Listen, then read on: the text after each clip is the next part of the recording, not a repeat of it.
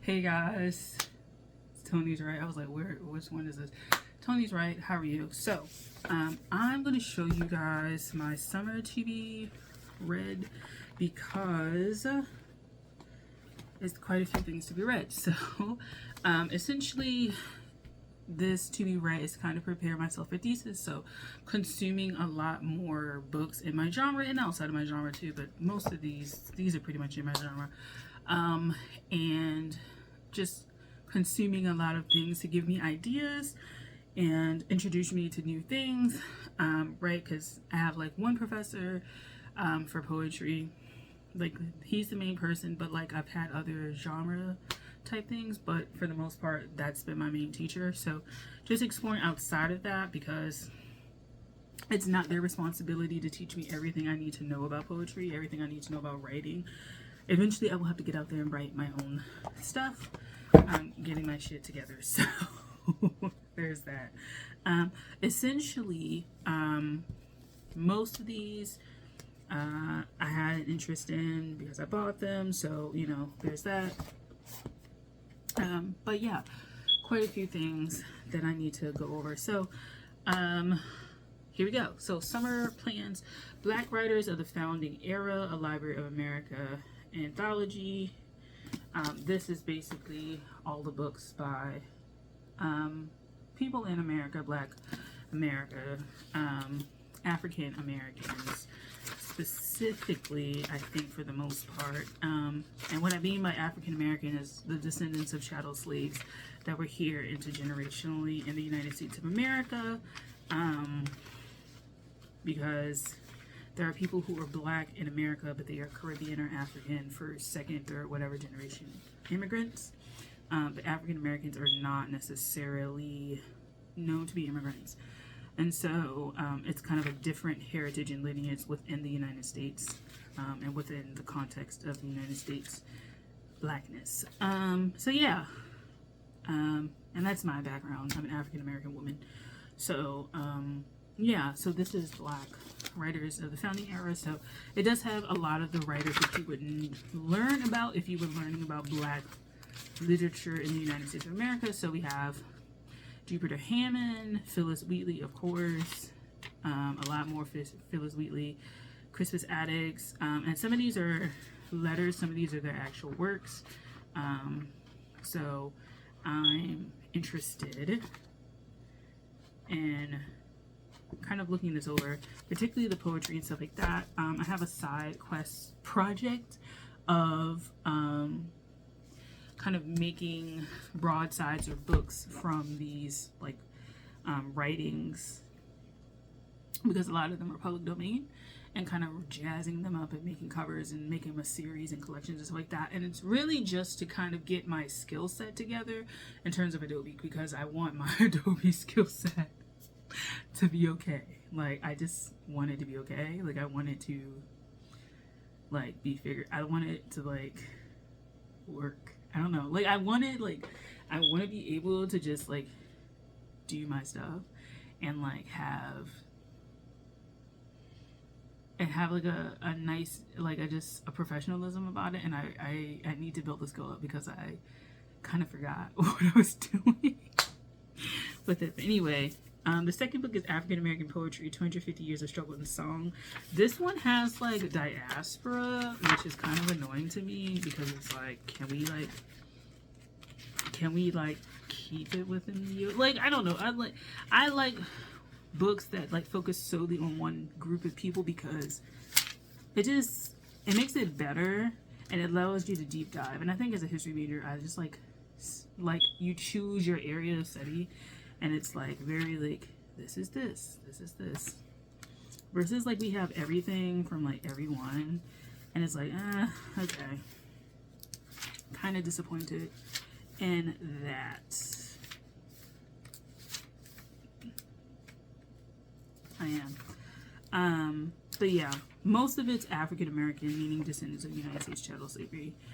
I can see, but I want it all to be that because it literally says African American poetry.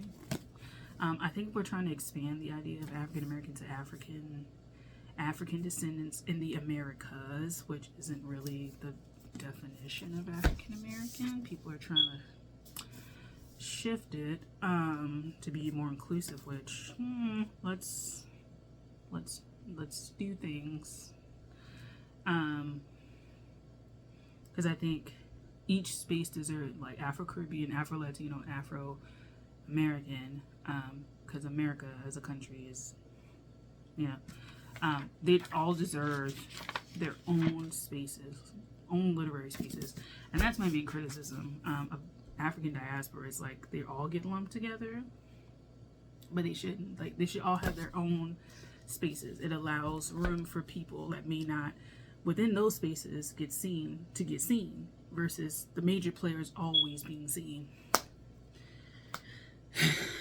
I'm just some chick on the internet saying this stuff. Anyway, next would be all the books that I got at the ESWA thing. So that would be Guinness on the Quay, The Wild Delight of Wild Things, Questions for Water, Unbroken Umbrellas, the Book of, or the Alphabet of Mourning, which is like upstairs or somewhere else.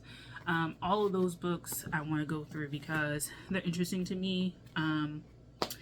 I really want to start picking these things apart. I really want to start seeing how it works. I want to start looking at the intentionality of line breaks, especially this person, Richard Peabody, of line breaks and spaces and cutoffs and all that kind of stuff, and just making sure that I'm studying it with a fine-tooth comb, because it matters.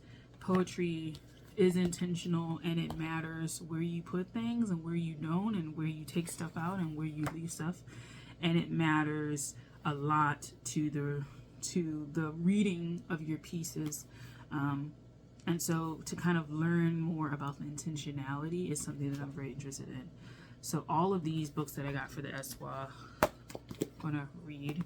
I am gonna have to wrap this one up too. I started reading this because I got called for what? Jury duty,